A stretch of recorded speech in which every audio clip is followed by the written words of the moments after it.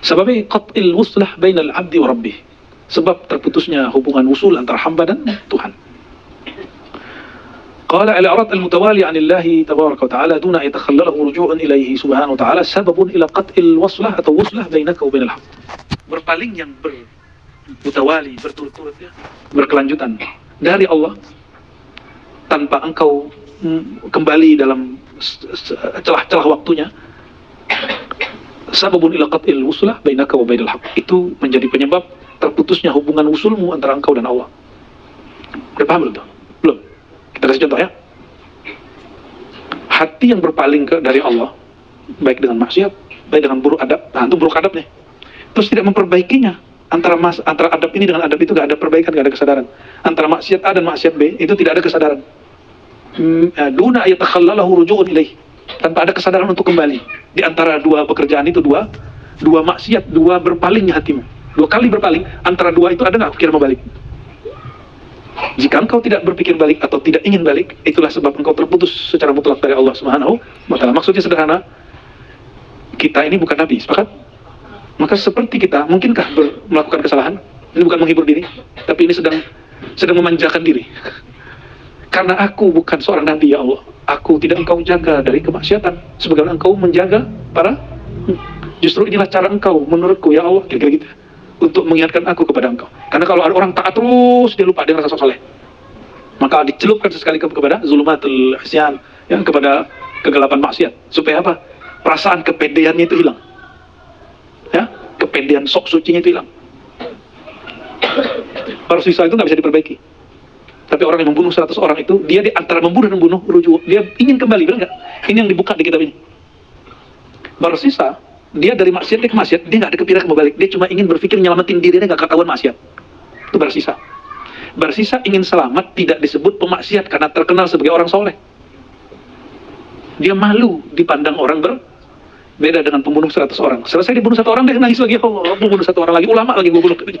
Dia pengen balik. Setiap kali dia maksiat, dia pengen balik. Setiap kali maksiat, dia pengen balik. Ini yang disebut Syekh Ibn Arabi.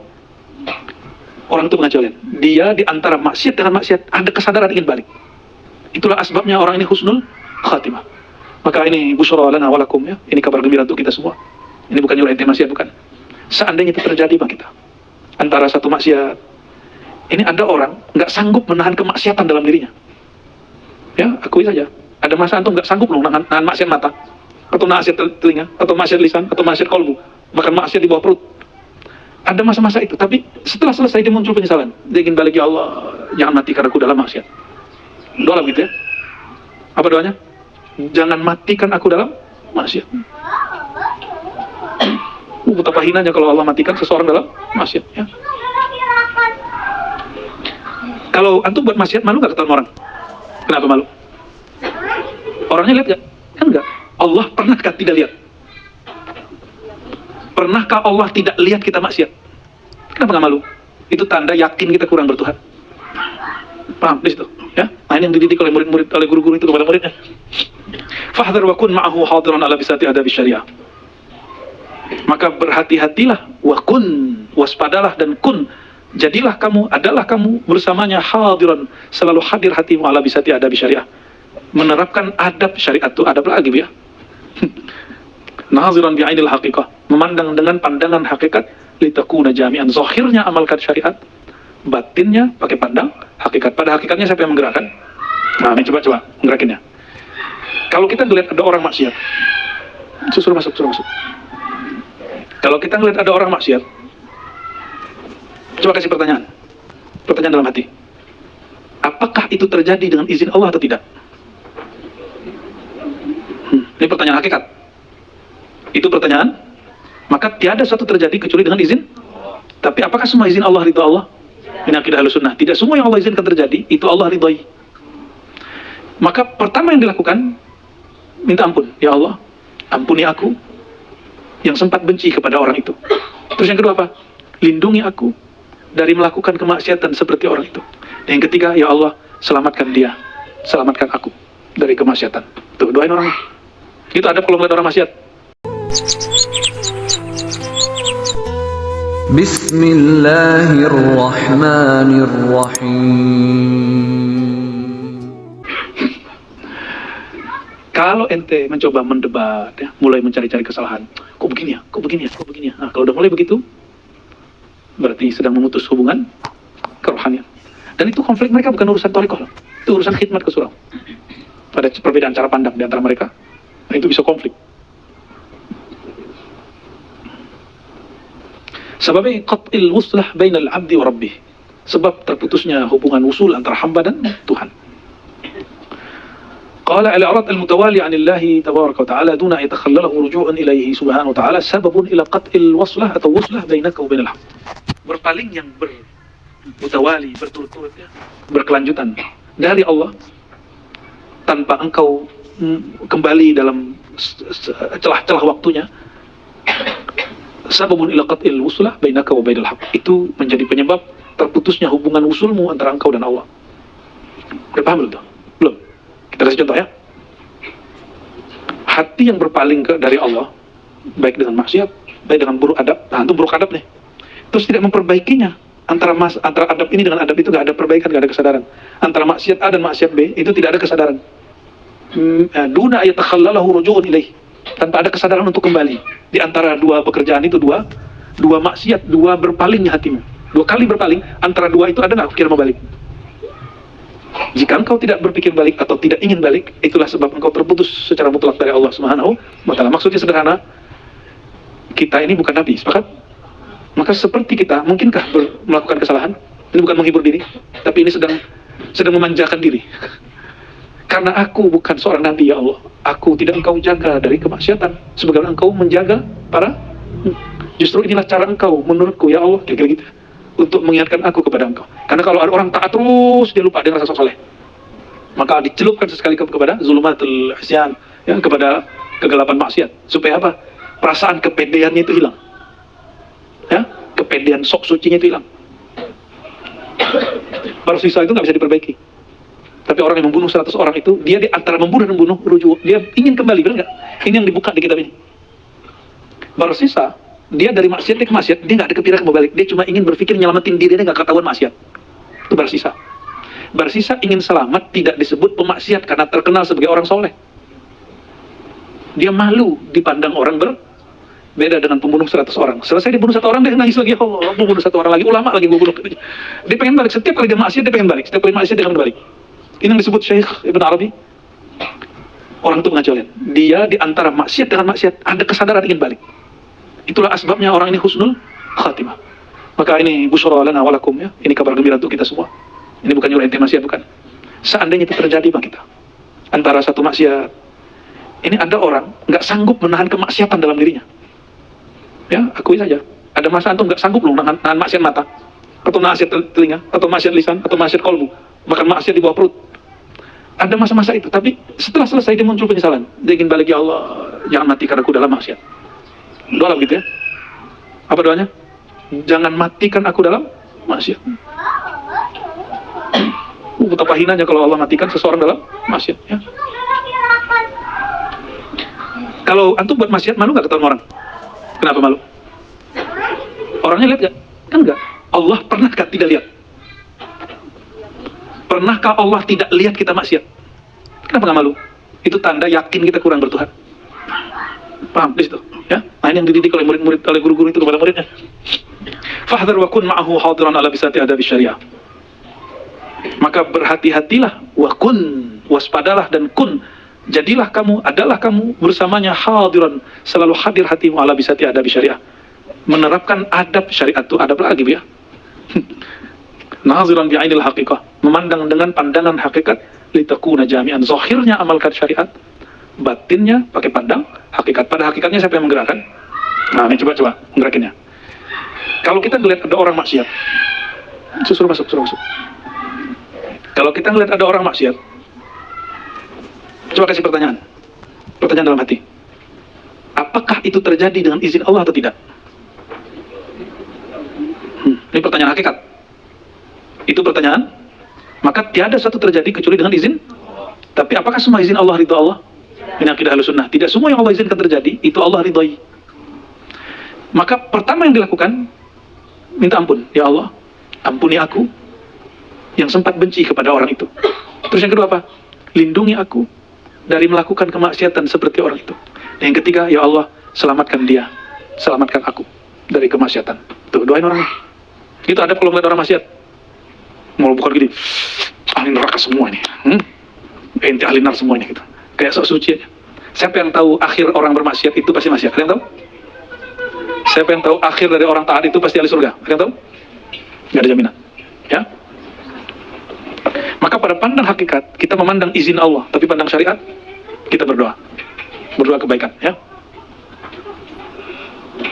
Wa an taqwi fataratan yashfa' hadhihi fi hadhihi fa illam taqwi fala khaira fika albattah. Dan engkau berlatihlah memperkuat dirimu sedikit demi sedikit sehingga dia berlipat, yashfa', ya. Hadhihi fi hadhihi, berlipat. Fa illam taqwi fala khaira fika albattah. Jika kamu tidak kuat, maka tidak ada kebaikan sama sekali padamu. Apa itu? Latihan adab. Latihan adab. Sama nih buya-buya ini kalau mentalkin, coba tanya beliau nih. Mentalkin benar merasa dirinya mentalkin langsung gagal talkinnya. Tapi kalau mereka mentalkin, kan dimulai syahadat. Itulah hebatnya syahadat. Saat itu mereka merasakan peran Allah dalam mentalkin. Yang ditalkinkan nama Allah itu nama Buya Asfi, Buya Aldomi, Buya Yunal. Lalu urusannya mereka itu kan. Maka yang punya kepentingan memasukkan namanya kepada qalbu hambanya siapa? Allah. Berarti kita berserah kepada yang punya nama, itulah adabnya. Duh, bocil-bocil ya. Qatlul amal fid dunya, membunuh angan-angan terhadap dunia. Wah, berat sekali nih ya. Emang berat? Berat nggak? Berat kalau ada cinta dunia. Kalau nggak ada cinta mah gampang. Ente nggak cinta sama yang di tangan tuh, bukunya nggak senang, aneh minta, pasti mau. Ya kan? Tapi kalau cinta, ntar dulu kan gitu. Ada orang minta duit sama kita nggak cinta duit pasti ngasih. Tapi kalau senang sama duit, ngasih 2.000 aja, suzonnya sampai 20.000. Ini pasti dipakai bikin narkoba nih. Ngasih 2.000 nuduh orang narkoba. Allahu Akbar, ya. Apalagi ngasih tukang parkir kan, walaupun secara undang-undang mereka ada urusan dengan pemerintah, ya. Kan nggak ilegal semua kan itu. Tapi ada hakikatnya, ada hakikatnya. Saya bukan lagi bela tukang parkir loh ya. Mereka itu kan juga nyari kesempatan, karena pekerjaan itu kurang. Terus mereka nyari pekerjaan yang kira-kira, mungkin ini orang nggak semua hebat parkir, kita uruslah parkir ini. Terus ente ngasih cuma 2.000, seuzon sama dia nih pemabuk nih, gitu. Ya, ngasih 2.000, nuduh orang mabuk pakai 2.000, mana ada? Bisa mabuk pakai 2.000 ya? Pakai cimong, bukan cimeng ya. Allah. Kullu murid alqa amalahu faqad qatalahu. Kapankah seseorang membunuh angan-angannya? Nggak perlu ente benturin kepala dan bakar rumah, nggak seperti Imam Sya'rani disuruh bakar kitabnya. Itu karena guru dia seorang Khadiriyah. Nabi Khidir kalau ngajar murid itu hakikat itu mesti dizohirkan. Itu Nabi Khidir kalau ngajar. Kalau satu perkara hakikat yang batin, yang tadinya main di alam batinnya, itu dizohirkan di alam syariat. Makanya Nabi Khidir bunuh anak kecil. Kan itu hakikat yang dizohirkan. Sayyidi Ali Al-Khawas sering dia, kalau bahasa kita, berjirim Khidriyah ya. Apa kata dia, kamu kalau mau berguru, mau kenal Allah, bakar semua kitabmu. Itu bukan dia lagi ngomong dia. Berminjam kalam-kalam Khadiriyah itu. Padahal buku satu kitab itu bisa bikin satu rumah. Satu kitab zaman dulu itu segini bisa bikin satu rumah mewah. Karena raja-raja dulu kalau ada orang buat satu kitab, itu langsung dikasih 1.000 dinar, 100.000 dinar satu buku. Jadi penulis-penulis buku zaman dahulu, Masya Allah, kaya-kaya ya. Kullu murid, setiap murid alqa amalahu, yang melempar, membuang angan-angannya, faqad qatalahu, dia telah membunuh angan-angan. Gimana caranya? Melempar angan-angan. Angan-angan itu muncul karena kita cinta dunia, dan cinta dunia itu hanya bisa kalau itu dikat dengan kematian. Itu sebabnya perintah Nabi, zurul kubur, ziarilah kubur. Kalau bagi Imam Ghazali, kubur itu dadamu. Kolbu yang tidak pernah nyebut nama Allah, itulah kuburan. Kita baru buka berapa persen kolbu kita, Bu ya? Jangan-jangan masih banyak kuburan di dalam. Makanya horor. Kalau tinggal di kuburan nyaman nggak? Kalau saya tinggalin di kuburan nih, ya kita bawa pakai bus, kita taruh di situ tuh. Aneh nggak? Antum orang hidup takut main di kubur, aneh kan? Nggak waras kan? Kalau saya tinggalin di kuburan nih, ya kita bawa pakai bus, kita taruh di situ tuh. Aneh nggak? Antum orang hidup takut main di kubur, aneh kan? Nggak waras kan? Tapi Nabi mengatakan, jenguklah, ziarahilah, tengoklah kubur. Karena memandang berziarah ke kubur dapat menjinakkan hatimu, tuzakirul maut, mengingatkan kematian. Itu yang disebut qatlul amal. Maka Buya, tolong sekali sebulan majelis kita ziarah kubur. Ya, ke Habib Hussein Warbatang, Empang, ya. Atau sesekali ke kuburan yang orang gak kenal. Ya, tapi banyak-banyak pencet kursi itu, jangan kesurupan nantinya bersama. Ziarah, harus masih ziarah kita. Sekali sebulan lah. Ya, harus ada yang ziarah. Jangan rombongan gitu dibagi. Bagi Bu ya. Ya, ntar itu bagian dari Hayatul Irsyad ya, bagi-bagi ya. Ntar buat. Mesti ada kubur. Untuk apa? Untuk mentalak dunia.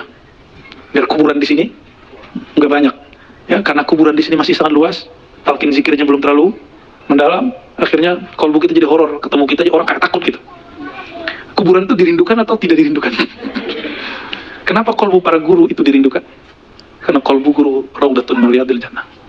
Jika majelisnya guru adalah taman surga, maka spirit yang nyangkul surga itu siapa? Yang nyangkul taman surga, itulah syekh. Maka asy-syekh alladzi ya'mal fi mazari' riyadil jannah. Guru itulah yang menggarap taman-taman surga. Apa bedanya hutan dengan taman? Hutan itu belantara, tidak diatur. Kalau taman diatur, ini bunga di sini, ini jalan di sini, ini pohon buah, ini pohon hias. Diatur oleh guru sehingga indah.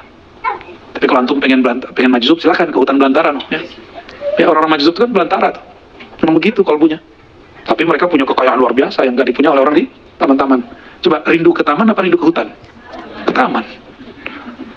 Ini orang lupa semua. Nabi mengatakan, jika kamu melewati taman-taman surgawi, maka petiklah. Orang hanya mau memetik, tapi dilupa siapa yang menanam di situ. Ya, siapa yang bercocok tanam di taman-taman surgawi? Itulah syekh, mursyid. Mursyid itulah yang nyangkul di situ, dia mupuk di situ. Kalau gurunya banyak, kalau yang nanam banyak, maka tamannya tambah luas. Maka saya bilang ke beliau-beliau ya, yang buya-buya ini, buya bisa buat taman sendiri buya, tapi kecil. Tapi kalau kita mau mengamalkan hadis Nabi, alaikum bil jamaah, buatlah kerja jamaah. Insya Allah, riyadul jannahnya tambah luas, insya Allah. Oh, jangan begitu dong, saya akan ditegur sama teman saya dulu. Kamu, Arozi, saya kan khidmat di pesantren itu agak lama. Karena itu adab saya ya. Sama teman ngomong gini, teman gak tahu dari mana dia dulu. Ya, cuma teman kita 8 tahun, nyantri. Ente, di kalangan singa, tetap aja bukan raja. Jadi sesama singa, nggak keren. Keluar, dia bilang gitu, gaya bener kan, dia motivator tuh dia. Buat pesantren sendiri, keluar dari pesantren kita, Syekh ente. Guru saya, waktu itu masih hidup. Setelah guru saya meninggal, dia ngomong lagi. Dia nggak tahu alasan kita masih di sana kan. Dia cuma ngomong gini, ente ini masih bertahan aja. Ya, kalau ada domba, dia sendiri, dia keluar dari tempat singa, dia jadi raja loh katanya. Tuh, kayak gitu ngomongnya. Jadi dia selalu analognya kepada singa, turun ke domba. Oke, coba antum perhatiin. Berarti tidak semua orang bikin pesantren itu karena Allah. Banyak orang bikin pesantren, zawiyah, surau, majelis zikir, majelis tarekat, majelis salawat, bukan karena ingin membesarkan Allah, tapi ingin membesarkan dirinya, aku. Ya, ini yang kemudian disebut oleh beliau. Ya, qatlul amal. Ini al-amal angan-angan itu yang paling bahaya.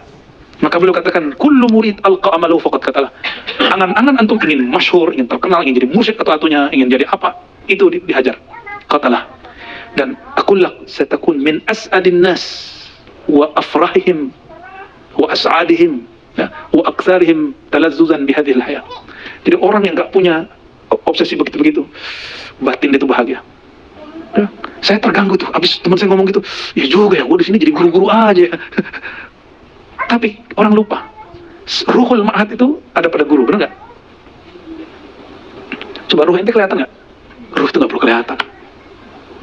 Yang perlu kelihatan tuh pergerakan kita yang perlu kelihatan oleh Allah Subhanahu wa Ta'ala. Ya, doain kami ini supaya tetap ikhlas ya.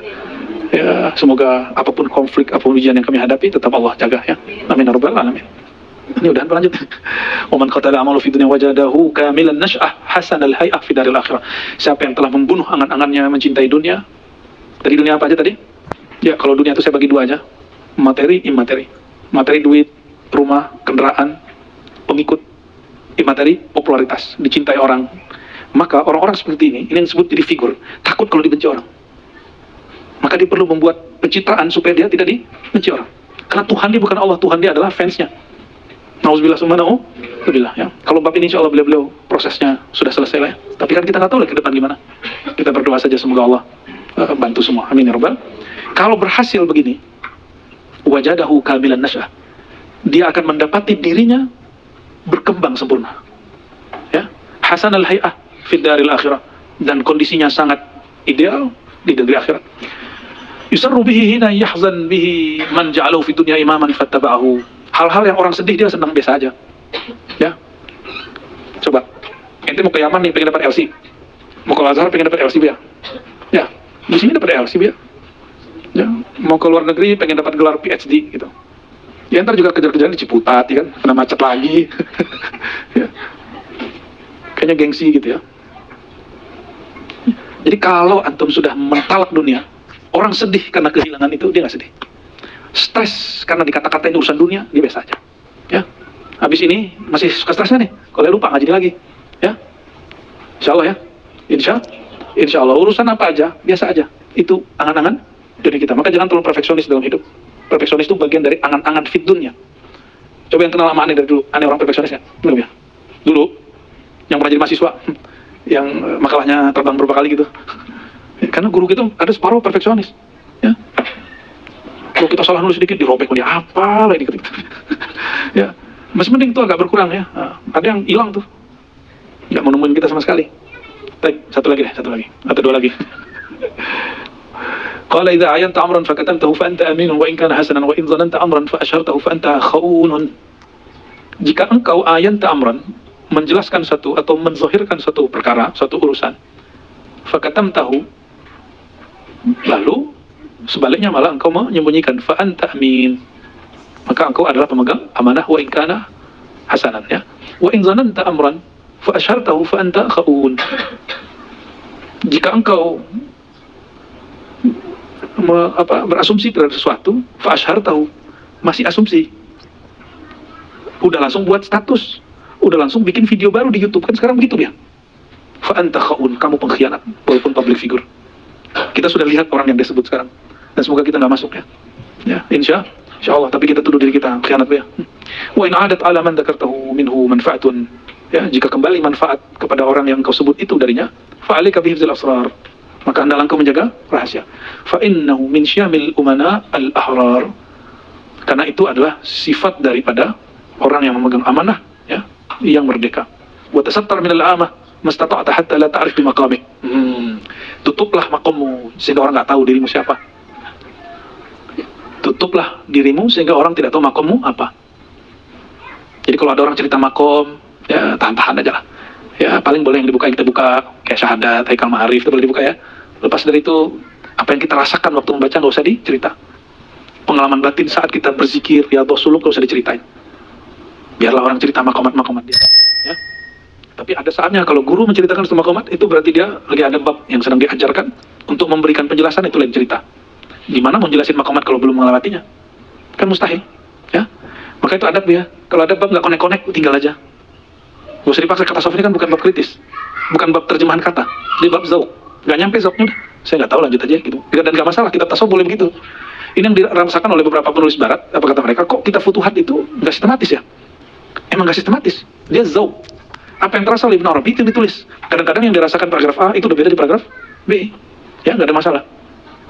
Wa azhir lahum minka ala qadri i'tiqadihim fika, maka zahirkan kepada orang yang ada bersamamu sebatas keyakinan mereka terhadapmu, jangan di atasnya. Al-Imam Abu Hanifah, cuma Abu Hanifah nggak ikut, nggak kuat kali ya. Abu Hanifah itu dia hanya menghidupkan separuh malam.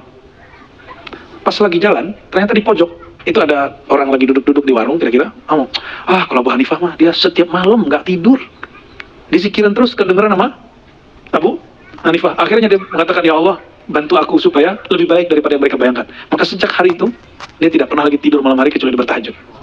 Abu Hanifah. Dan dia menganggap orang itu berkalam pasti izin Allah, pasti itu teguran dari Allah. Kalau dalam Thariqah Khidiriyah itu disebut, itu namanya wasaya Khadiriyah, wasiat-wasiat Khidir. Kadang lewat orang, kadang lewat musuh, kadang lewat teman, kadang lewat preman, begitu. Macam-macam. Itu yang disebut dalam Khatamul Auliya al-Muhadatsah al-Khadiriyah, dialog Khidir.